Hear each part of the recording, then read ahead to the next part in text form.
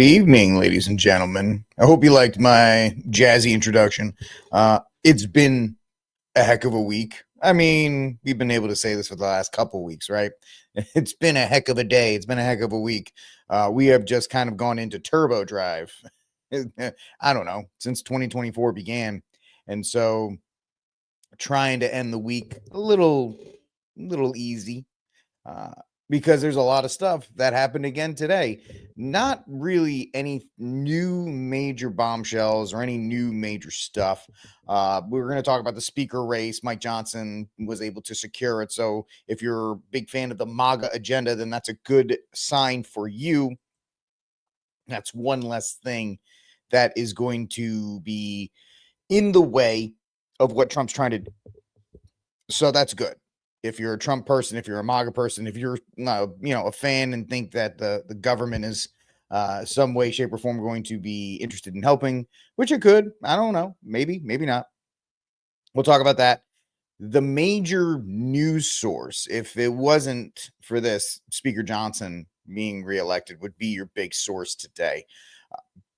But an email was sent to a military intelligence guy. I don't know any of these guys really or anything like that.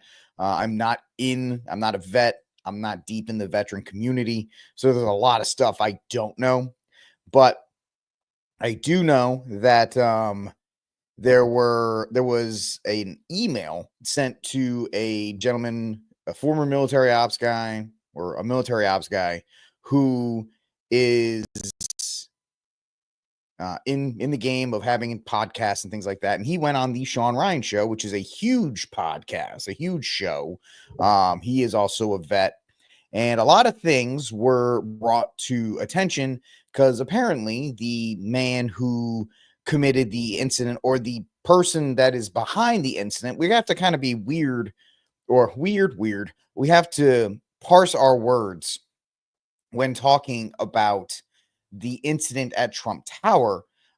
It's not as cut and dry as I've been saying as New Orleans. Now, is New Orleans shady? Yes. The more things are coming about, it's not as cut and dry.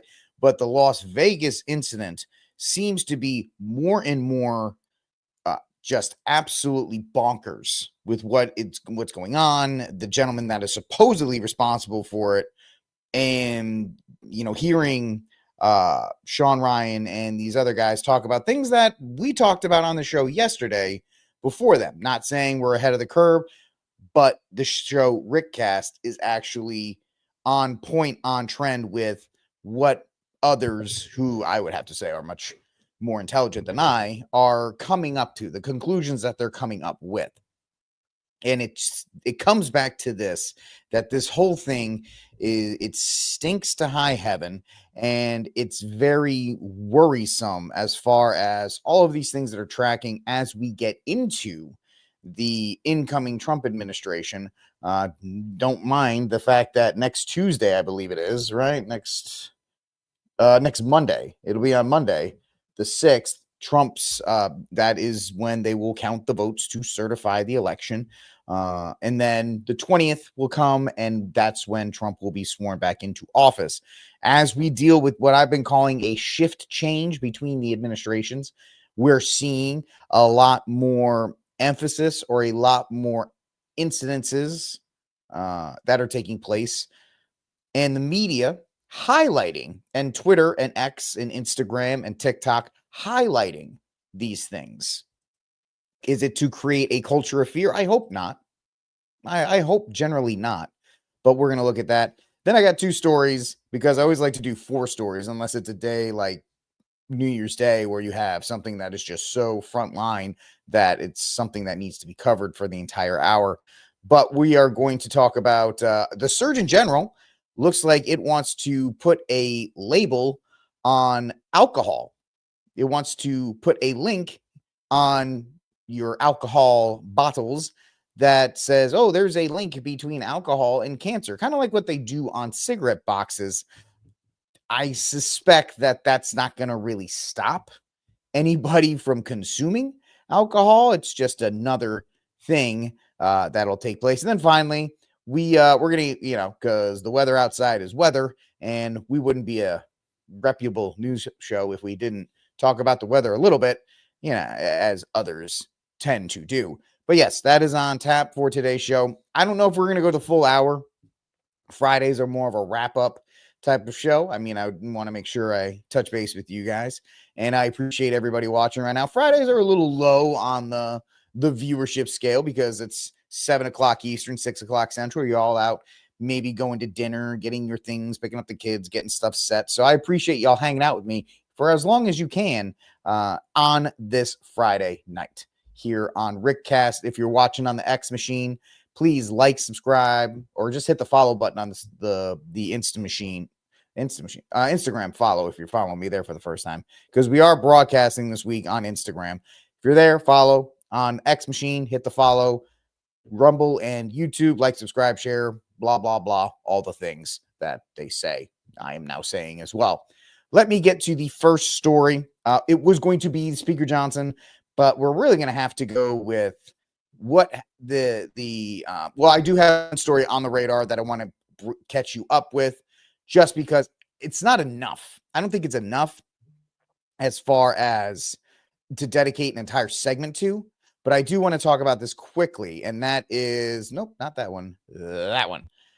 The FBI and their handling of the the New Orleans scene. Yesterday, we played the video of the yoga pants news reporter wearing her finest yoga pants, just kind of walking through the scene. Good evening, C.E. Barrett 12. I hope you're doing well tonight on Instagram. Thank you for hanging out with me. It's great to have you guys over there. So I am randomly checking the other websites for comments. So if I'm a little late on that, I apologize, but good evening. Hello. Back to the story. First story we're covering here is the FBI's just mismanaging the crime scene that is the house, the supposed ISIS fighter, terrorist, Muslim guy, whatever you want to call him at this point. They allowed a reporter to just kind of walk in, take some very strategic pictures. Oh, look, the Quran is open, and it's open up to this specific page. Oh, look, here's a random box of bomb making material. You could say, and maybe you would, that it looked staged. You could make that assumption. You could make that opinion. That would be fine if you wanted to. I wouldn't get mad, and I wouldn't push back on it if you thought it was staged.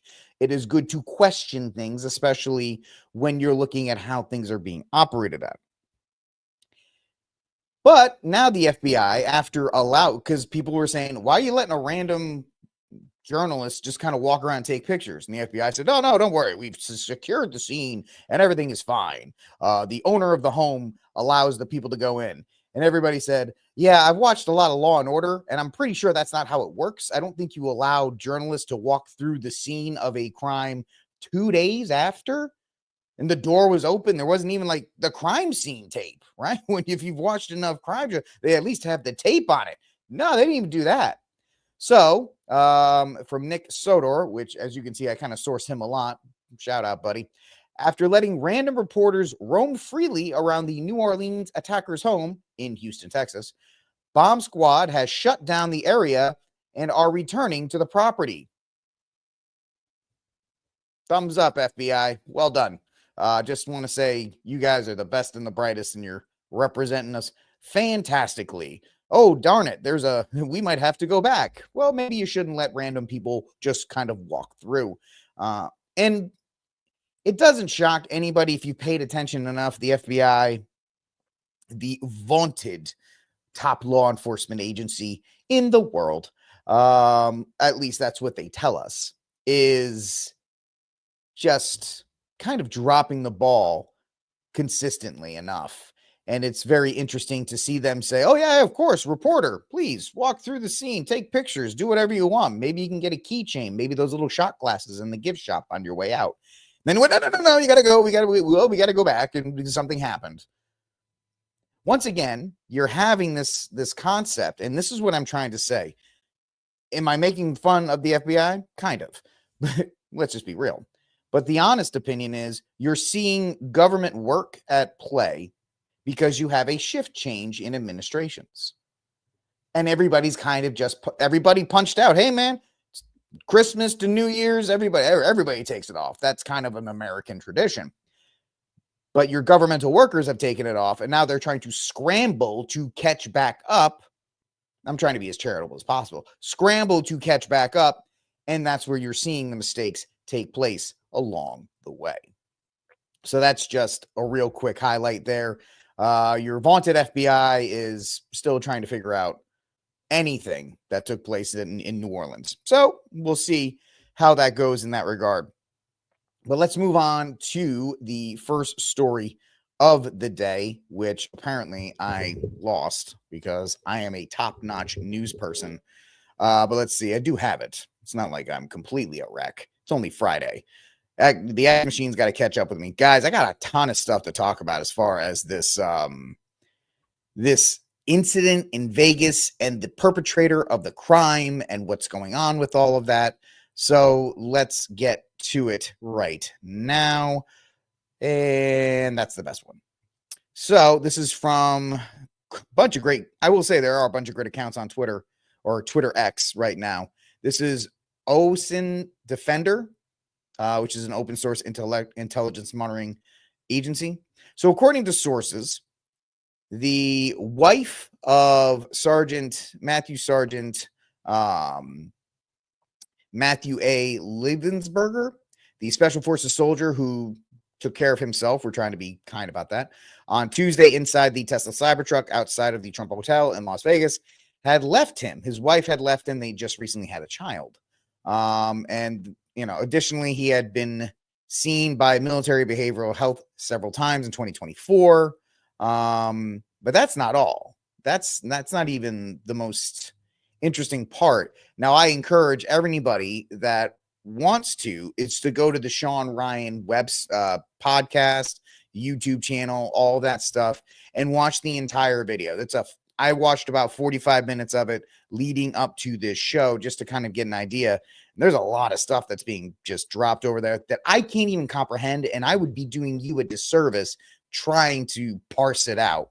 So please go on over to no, I'm not subscribing to your thing. Thank you though. And check that out for yourself. It's worth it. I think it's not too bad of a time to see what they're up to. But this is a summation of this. An leaked email appearing to be from Master Sergeant Matthew A. Livensberger, the Special Forces soldier who unfortunately, supposedly did things on Tuesday inside a Tesla Cybertruck outside the Trump Hotel. He appears to go on a conspiracy theory fueled rant about Chinese drones and submarines. In the email, Livensberger claims that he is being tracked by the government, that he is attempting to head to a decision point and or the Mexico border, while stating that they won't let him cross because he is armed with what they call a vehicle-borne improvised explosive device, or VBID. Which apparently, if you watch the Sean Ryan show, the FBI doesn't know what that is, so that makes you feel a little bit better. It is absolutely shocking. Apparently, this email was sent to this intelligence officer podcast guy, and I'm not trying to say that in a mean way. I'm just saying that this gentleman who runs a podcast, he's former military intelligence. They sent this email January 29th or 30th, and they sent an email to Sean Ryan around that same time. He was trying to get in contact with various members of military outfits to try and get his message that he eventually got with this email out. So there's that side. You have this side where he's talking about things that he did in the military and the Chinese drones in New Jersey and their capabilities and a lot of stuff that just, I'm not that tall anyway, but he's like straight over my head. I didn't know what this guy is talking about. No idea. That's why I encourage everybody to watch it and make your own decisions on that. And then you have what we like to call the official narrative that is being pushed out by the Las Vegas Police Department. So there's a lot of content for us to review and examine. We're just showing examples and samples as we get them. There's more information as we go through it. But in this video, you can see even the distinctive jacket that he is wearing in that vehicle. The other thing that's important is the sheriff mentioned yesterday that Tesla sent to us engineers to come to Las Vegas to help us extract data from the vehicle. Thanks to their support, we were able to extract an SDMI chip from the Tesla vehicle, and Tesla was able to confirm to us using the data from the vehicle that the vehicle was not in full self-driving mode at any time during this incident. Finally, the last category, just hold up. Where am I? There I am. Take it with a grain of salt. Take all of this with a grain of salt, what I'm saying. But do you think that if it was that they would tell you that? Do you think Elon Musk wants them to know that that's happening? Do you think Elon Musk is going to say, yeah, tell him it was in full self-driving mode? And another thing, which just needs to be brought up, is, listen, there's a lot of information that Tesla's taking from you. I know my man G-Money here is saying this is completely correct. The data. Now, of course, people who drive Teslas, this is not a new thing. It's not like this, oh my gosh, the Tesla's taking all this information. You know, it's just part of the deal, right? It's not something, it's like, we're not breaking any news here with this. But all that spying on Tesla can do to your vehicle. But it's also, with a grain of salt, take this official narrative that, oh, well, he wasn't fully self-driving at any time. Trust us on that. Look, the guy was wearing a jacket at this point. And so there's things that we could clearly see the jacket in that first one. Couldn't clearly see the jacket at Trump Tower. Right? I know Steph, if Steph's watching, how you doing? Hope you're having a good night. She asked me if I was a conspiracy theorist. I think I'm just a guy asking questions. And I don't subscribe to any one theory, but I believe enough different theories to kind of sound maybe not so crazy. to touch on is motive, which I know everyone is very eager to try to understand and be able to explain what happened. I'll reiterate what the sheriff said is we still have a large volume of data to go through and a lot of content to go through. As you know, with any one of our devices, there's thousands, if not millions, of videos and photos and documents and web history and all of those things that need to be analyzed. But with that, just as a preview for as we get information, we're trying to be as transparent as possible. There were a couple pieces of content we thought were important to share for now. One is in the note application. He seemed to have two letters. One letter in particular, as you can see here, this is an excerpt from that letter. He says, fellow service members, veterans, and all Americans, time to wake up. We are being led by weak and feckless leadership who only serve to enrich themselves. He goes on to explain a variety of other grievances and issues, some political, some personal, a variety of other things, which we will do our best to release very quickly here. But then there's a second letter where there's some more excerpts. This one seems to be dated after the fact in that notes application. And in there, you can read a couple of the excerpts. We are the United States of America, the best country, people to ever exist. But right now, we are terminally ill and headed towards collapse. This was not a terrorist attack. It was a wake-up call. Americans only pay attention to spectacles and violence. What better way to get my point across than a stunt with fireworks and explosives? Why did I personally do it now? I need to cleanse my mind of the brothers I've lost and relieve myself of the burden of the lives I took. I'd like to just also expand on that and understand that these are just excerpts in there. He does offer additional information that is varying on the spectrum in terms of political grievances, issues about the conflicts elsewhere, not here, domestic issues, societal issues, a variety of other things, including personal challenges as well.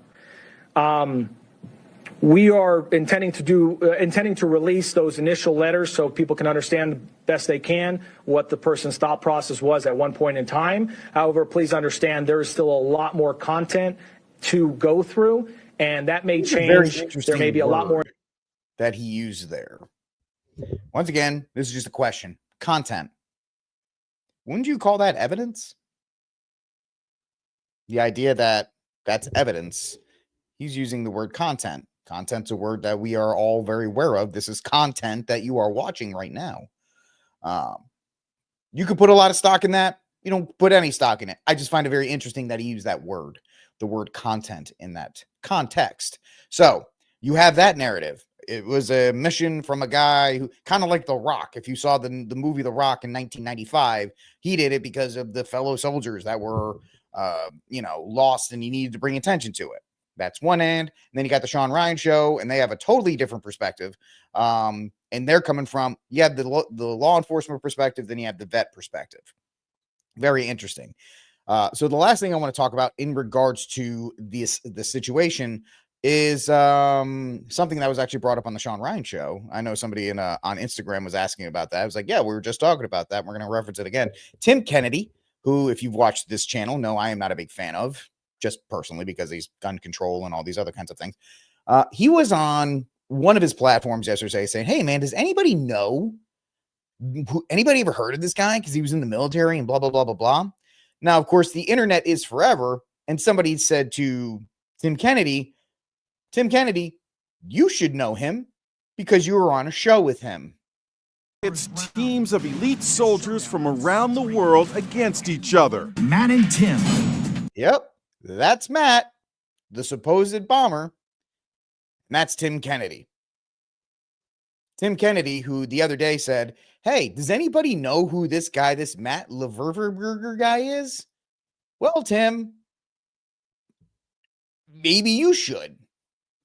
From the U.S. Army Special Forces, better known as the Green Berets. Matthew Livelsberger and his partner Tim Kelly, both Green Kennedy, thank you, Inside Edition. Berets, appeared on the Ultimate Soldier Challenge 12 years ago on the History Channel. They not only won, it wasn't even close.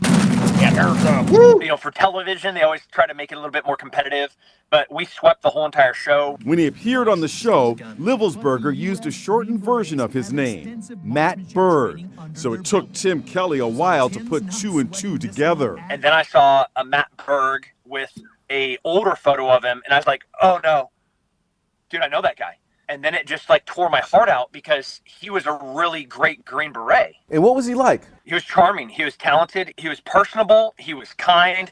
He was all the things that you would expect from a Green Beret. At one point during the show, Livelsberger lost his cool in the 90-plus degree heat. I'm about to throw up, man. I got heat exhaustion, man. I need to take this off right now. Tim Kelly says he hadn't heard Tim Kennedy. And I'm a guy that gets people's names wrong all the time, and I can see why y'all get frustrated. Heard from Livelsberger for a few years. It just categorically does not make sense. From everything that I have heard, he was universally valued by his team, by his peers. I don't understand. It doesn't make sense, and it is just horrifically heartbreaking. Great job, Inside Edition. Can't even get the guy's name right. So Tim Kennedy, I almost called him Tim Kelly. Tim Kennedy knows him. Weird, little weird. This guy was well known, and like I said, it is not my job to break down the letter. If you want to, Sean Ryan, he does a full hour. It's very riveting. I've actually never watched Sean Kelly's show. Or Sean Ryan's show, and now I'm saying Kelly with everything. I've never watched Sean Ryan's show. Very interesting. It's a good show. Very informative. I refer you to him. Check it out. That's our first story. This bombshell with the letters and the motives, and now we have competing narratives, and that's very interesting. And that's what we have with the legacy media versus your new alternative media. You have people like me, and other people more talented and much bigger reaches who are investigating this, just questioning the official narrative. And then you have the official narrative coming out saying, oh, well, it was this, and this, and that's the reason why. And 10, 15, 20 years ago, you would have said, oh, okay. No, that's what they said. Now, whether for good or bad, we have the ability to question it.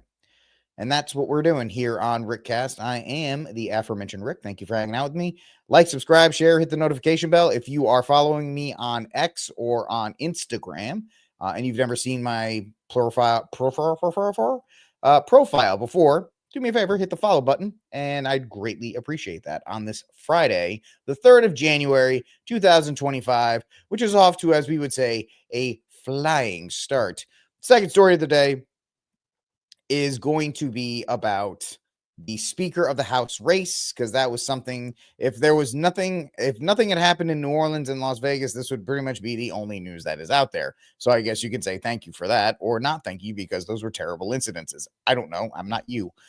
Mike Johnson makes 3 promises to earn support as Speaker of the House, which he actually did. This is from Breitbart.com earlier in the day. These are the 3 promises to create a working group comprised of independent experts, not corrupted by lobbyists and special interests, to work with DOGE, the Department of Government Expenditure, Exchange, Efficiency, whatever, and our committees on implementing recommended government and spending reforms to protect American taxpayers. To task that working groups with review. I don't care. You can read all that. Review House. This is just basic outlines of initiatives that he wants to win. It took a couple of times for the speaker to actually get elected. And so it was a little bit worrisome for a moment that he was not going to win because he didn't win on the first ballot. They do it by ballots. They do a roll call, and I was like, oh, yay, nay, I from here, say this. Yeah, because they have to do these things, ye old traditions. And so people like Chip Roy, who is an attention hound and loves being an attention hound and getting attention, he didn't vote in the first one and so forth. But Johnson did win. And you got a congratulations from the one and only Donald Trump after his victory, which Trump helped deliver for the speaker, saying, congratulations to Mr. Speaker Mike Johnson for receiving unprecedented vote of confidence in Congress, which is weird because it took like 3 times, but whatever. So Johnson is now serving again as Speaker of the House. Whether you like that or not, I guess it's better if you're going to look at this from a political standpoint.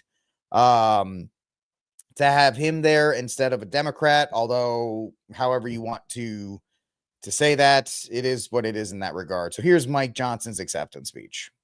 Patriots who defied tyranny. In the coming months, we are going to pass legislation to roll back the totalitarian fourth branch of government known as the administrative state. Doesn't this just make you feel so good and fired up and happy? The size and scope of government. We're going to return the power back to the people. And in coordination with President Trump and his administration, we are going to create a leaner, faster, and more efficient federal workforce. We need to do that. I don't think that's possible, but good luck, buddy. Our people do not deserve to be ruled by millions of bureaucrats they've never voted for, never met, and can never hold accountable. Can you stop clapping so we can just get through the speech, please? They deserve a government that is led by those they've elected to lead. That is how Article 1 is supposed to work. That was the idea of the Congress, and we will return to that you also weren't supposed to be there full time, but whatever. The American people have called on us to reject business as usual and throw out the status quo. We must and we will heed their call. Yeah, let's see if they actually do that. But Johnson has been elected as your speaker. Thumbs up, yay, and everybody was Monty Python, and a great cheer rose from the crowd. Yay. Business as usual. All right, ladies and gentlemen, we're going to move on to our next topic of the day. I have 4 stories for you. I'm going to get through the 4 stories. Some a little quicker than others. This one's very interesting. A little societal news here. From CNN Health, of all places, the U.S. Surgeon General sounds the alarm about the link between alcohol and cancer. The U.S. Surgeon General, Vivek Murthy, issued an advisory Friday morning that Americans that alcohol consumption can increase their cancer risk and called for an updated health warning, a label on alcoholic beverages. Does anybody not know that alcohol, if you drink too much of it, can have negative effects? I, for one, am shocked. And I'm so glad that the Surgeon General has decided to come out and want to put a warning label on alcohol. Surgeon General's advisories are it's a strongly worded letter, meaning to deliver clear messages about health risks. Advisories are uncommon and reserved for issues that need immediate awareness and action, because nobody's ever died of alcohol poisoning or anything with alcohol before. They often become turning points in the nation's health habits. Yeah, slap a warning label on alcohol and see how much nobody cares. Yeah, you can try that, but big alcohol is not like big cigarette. They're not going to go down without a fight because they sponsor pretty much every sporting event known to man. You think all the people that go to Cowboy Stadium or, the Gillette Stadium or insert SoFi Stadium, you think they're going to be like, I was going to drink beer at this NFL game, but did you know that it causes cancer? Oh, I didn't know that, Bob. I don't think we'll sit here and drink 1,400 cans of it. Oh, well, maybe only drink like 5. Okay, yeah, that's not going to change the American habits of drinking. Obviously, drink responsibly if you're of age. Do not drink if you are underage. That's my advisory here. I'm not supporting or saying anybody under the age of 21 consume alcohol. And if you do consume alcohol, consume it responsibly. Lawyers, man, what do you want? The new advisory may help do the same for drinking, which was once thought to be associated with some health benefits. There still are. You just can't have like an entire keg. The new report aims to dispel any notion that alcohol is harmless. The alcohol is well-established preventable cause of cancer, responsible for about 100,000 cases of cancer and 20,000 cases of cancer deaths annually in the United States. Greater than the 13,000 alcohol-related traffic fatalities. I just figure that's a good voice for such a ridiculous statement. Yeah, let's switch to White Claw. If alcohol is bad, just switch to something else. These are the same people that back in the day they told you coffee was bad. Now they're like, oh, coffee is good. And they're like, oh, eggs are bad. No, eggs are good. This is just the nanny state. Alcohol exists like anything else in life. If you have too much of it, it is bad. Right? Just like French fries are delicious and there is no health benefit to them. But if you eat a lot of them, it's really bad. Something I know about. Anything that you overconsume is bad. That's why gluttony is a sin for Catholics. It is a way for God to tell us, hey, don't be gluttonous with anything because it has negative outcomes. But of course, the nanny state is just going to want to spend more money and make these companies, and we're not just talking about big companies like Miller and Bud and all that, even down your smaller ones, your brew houses, and right, they're going to have to start putting these warning labels, and that costs more money. Roughly 70% of Americans consume alcohol. Can you believe that? I can't believe that. According to Dr. Brian P. Lee, a liver specialist at the Carrick Medicine of the University of Southern California, he's researching the health effects of alcohol. See, this is a little ridiculous. Do you really need somebody in today's day and age studying the health impacts of alcohol? I think we pretty much all know it. We all know. We've all had the talk. But only 45% of Americans surveyed by the American Institute for Cancer Research said they believe drinking alcohol causes cancer. Well, then let's just upend the whole thing because people don't take responsibility for their own health. So yeah, right when the Air Force started to crack down on smoking, everybody just switched to a different alternative, and then they were getting out. Everybody was switching to vape. Yeah, if are you a place where people will have the free will to do something, or are you going to say you can't have that because it's not healthy for you? Well, what's the whole case about like a glass of red wine, right? The old wives' tale of a glass of red wine is supposedly helping at night, but it is what it is. There's a lot of confusion that comes from prior studies that really weren't as robust or is based in the methodology that probably isn't as accurate. The new Surgeon General's report is more in tune with modern evidence. See, this is the problem with something like this. Now, am I saying alcohol is great and go out and consume? No, I am not.